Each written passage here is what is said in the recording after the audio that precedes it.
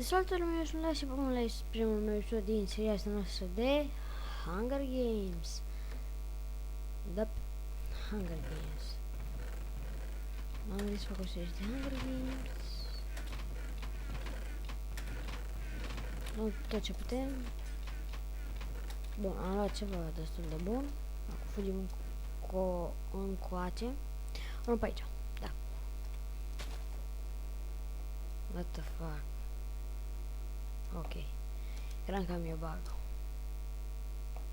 Haide, generește. Uite. Au loot, dați s-au început cu kill-uri. Nici sabii nu și ăștia. Da, n-am sabii. Bun, level 1.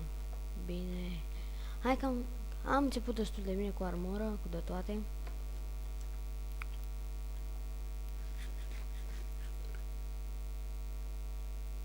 Mă gândesc dacă ar fi vreun chest pe aici prin lavă.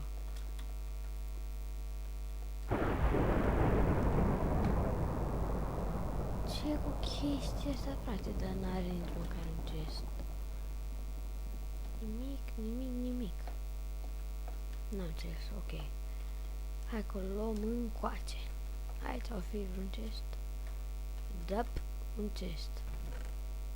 Ehe, un wooden sword și de toate. Ok.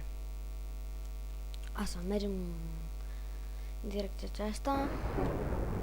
Nu să ducem la Hunger Games, la Survival Games și chestia asta, adică nu putem să spargem. Mulți confundă Hunger Games-ul cu Survival Games. Nu, în Survival Games nu poți să spargi blocuri.